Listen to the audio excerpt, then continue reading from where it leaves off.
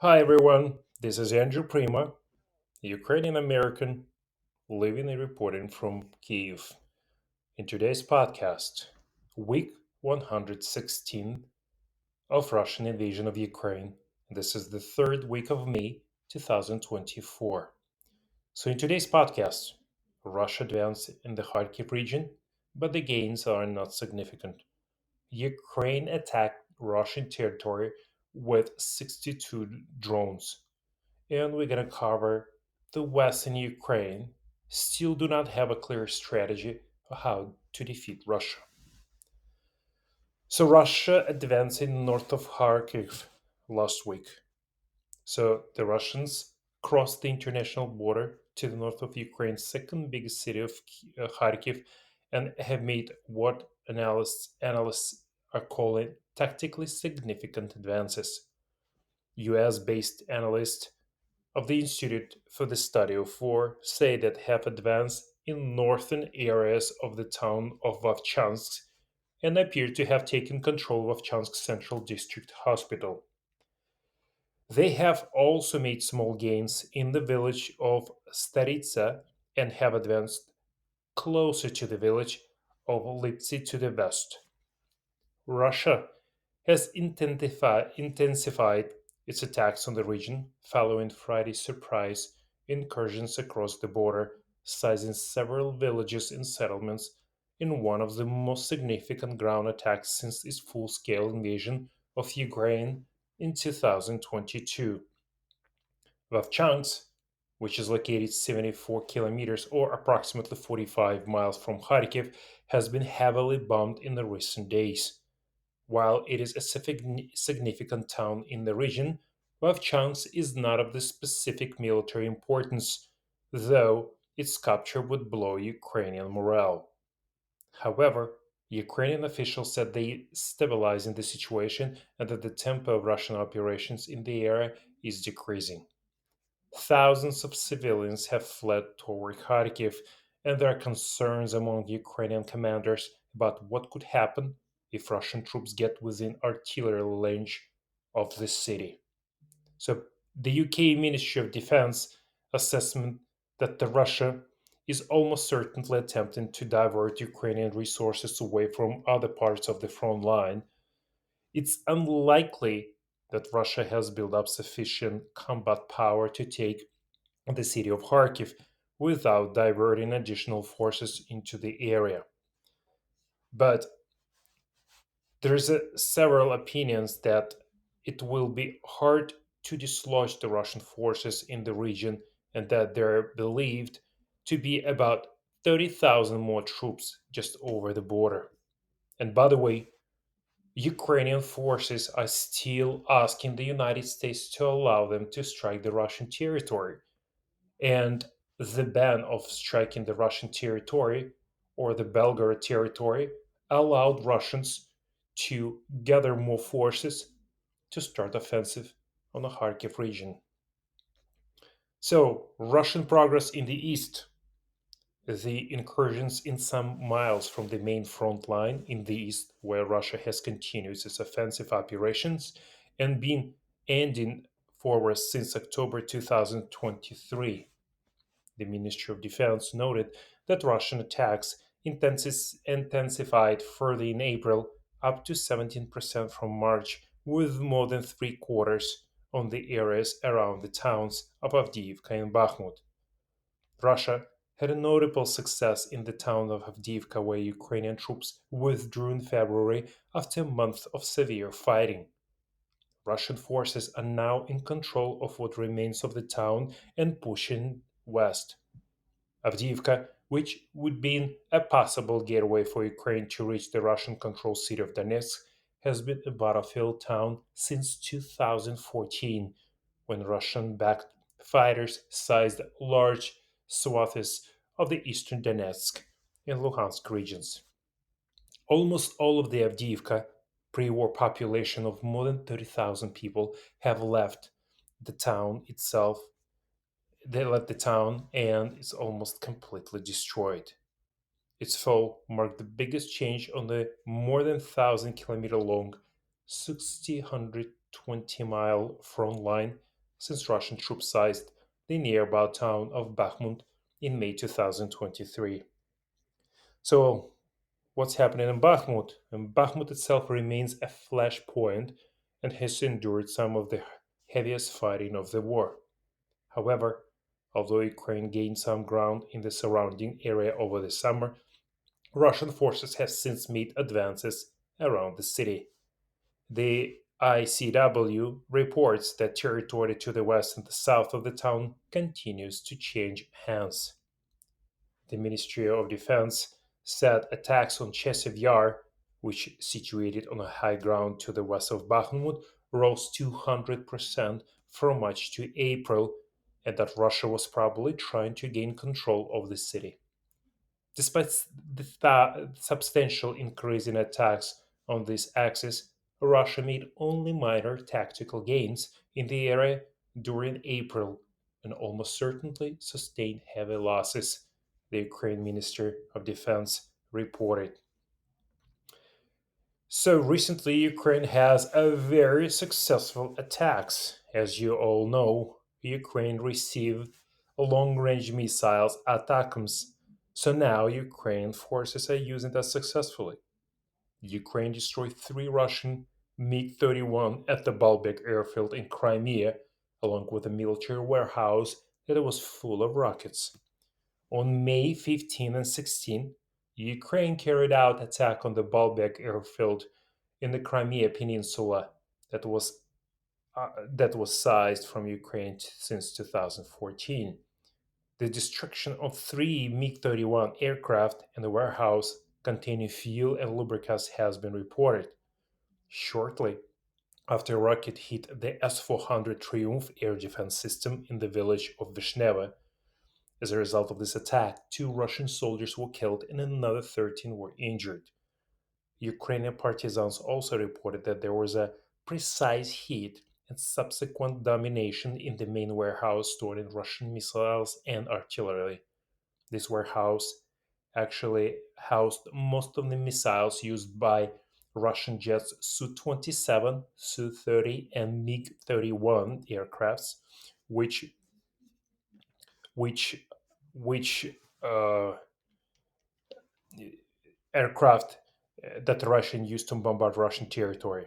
On the night of May 16, the Baalbek airfield again came under rocket attack. This attack resulted in the death of more than 20 soldiers, but the exact number is still being determined. It is also known that several Russian air defense installations were damaged in the attack. Russia says that Ukraine makes 62 drone attack on Russia.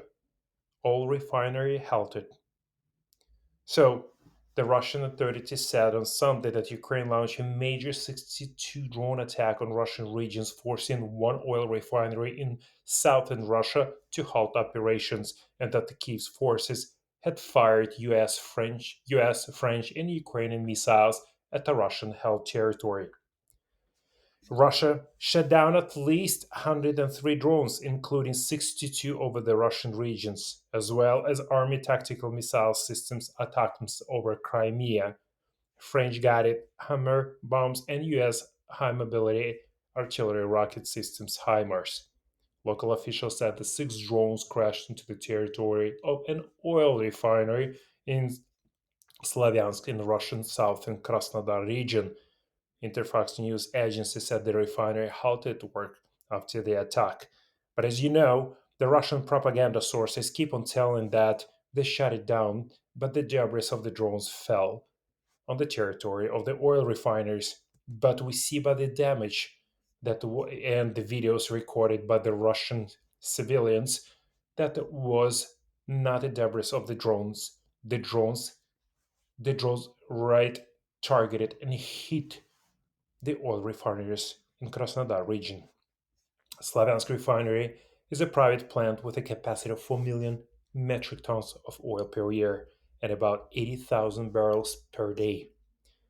A Ukrainian intelligence source said that in Kiev, Ukraine Security Service SBU and military drones struck the Slavyansk refinery and a military airfield in Russia's southern Krasnodar region in overnight attacks. The Ukrainian Navy also said it had destroyed the Russian Black Sea Fleet's Project 266M Kovrovets minesweeper. Russia said its forces had defeated Ukraine's 24th and 42nd Mechanized Brigades and the 125th Air Defense Brigade in Lukyansk, Vesela, and Radnovsne in Kharkiv region, and repel attacks by Kiev forces at other points in the region.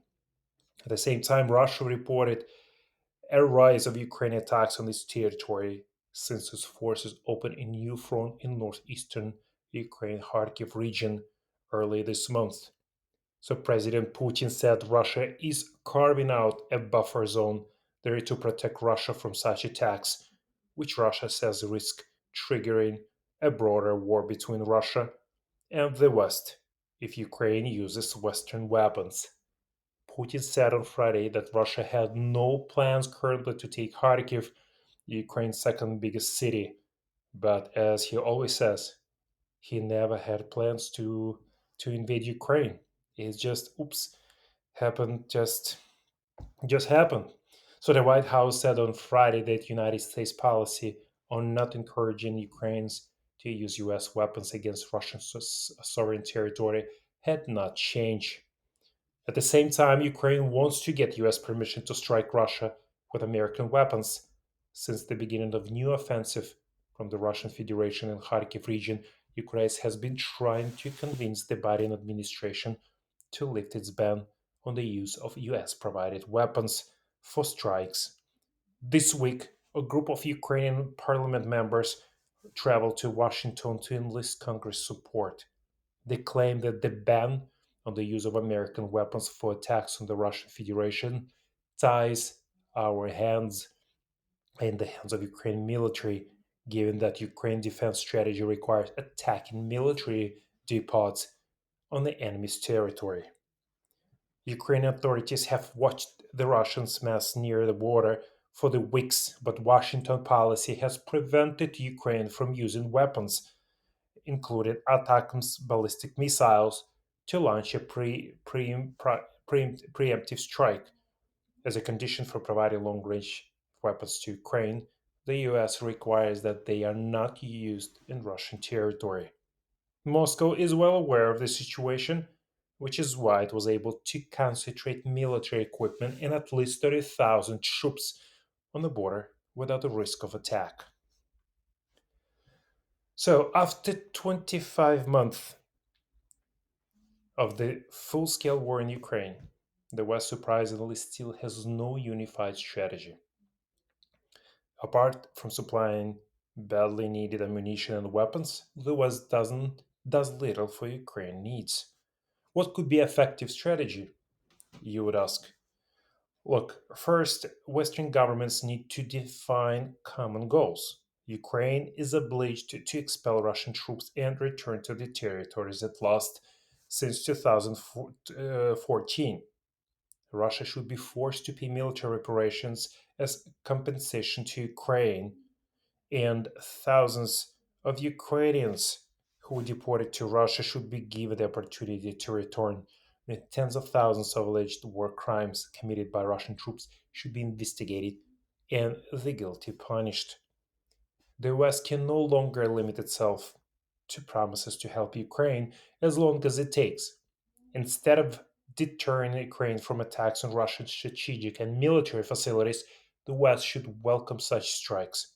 Losing this war is the best thing that could happen to Russia. Many believe that Russia has the upper hand in protracted wars simply because it has a larger population and larger economy than Ukraine, although the US lost in Vietnam and Afghanistan after long wars. Be that as it may, a prolonged war will undoubtedly cost everyone much more. That's why, in order to bring the Ukrainian victory closer to the West, one should resort to the shock and awe tactics that former US Secretary of State Colin Powell used during the Persian Gulf War. This means that it's necessary to send the best types of conventional weapons to Ukraine as soon as possible and not to continue supplying old weapons little by little as they do at the moment. No one will be able to use those weapons better than experienced Ukrainian soldiers. If Ukraine loses, Russian troops will march into Europe to fulfill the neo Tsarist ambitions of Putin, who wants to restore the Russian Empire. The people of Ukraine are fighting and dying to protect Europe, so the least the West can do is to give the Ukrainians everything they need to win. By the way, Denmark and Baltic countries have already set an example for others to follow. In particular, the West should provide Ukraine with powerful long range missile weapons such as ATARS missiles and a strong air force so that Ukrainians can gain an advantage in the skies. Since thousands of volunteers from the West went to fight for Ukraine on the front line, why not join them and Western pilots? Ukraine needs proper air defense. It is absurd that the West declares Russia and not Ukraine a no fly zone. To force Russia to pay military reparations to Ukraine, the West should confiscate those 300 billion in frozen Russian central bank reserves. Canada and the United States have already passed laws allowing such a step, and they should do so, and the European Union should follow the suit. It is simply unthinkable that Russia can violate international law with impunity, but at the same time, its property in the West remains under protection. As long as the war continues, the West will have to give Ukraine $100 billion annually, at least 50 billion for military aid and 40 billion for for financing the civilian government and 10 billion for humanitarian aid. So, although Western sanctions against Russia have caused some damage to it, they must be strengthened. Due to the imposed sanctions, the Russian economy has not grown since 2014, and its export revenues decreased by 26 last year. In order to further strengthen sanctions, all Western governments should introduce prohibitive tariff on all imports from Russia. This is exactly what the European Union currently doing with regard to Russian agricultural products. Western countries have already deprived Russia of the status of the largest trade facilitator, and the maximum tariffs allowed by the World Trade Organizations are very high. Since Western countries currently trade a little with Russia, the tariff increase will not have any significant effect on inflation on the West. And given that the customs system function well, problems with compliance with the new rules will be truly minimal. And finally, the European Union should start negotiations with Ukraine on joining the European Union and NATO, and should take the advantage of 75th summit on Washington in July and make Ukraine an official invitation to join. Last year, at the summit in Vilnius, a significant majority of NATO countries already supported such a step.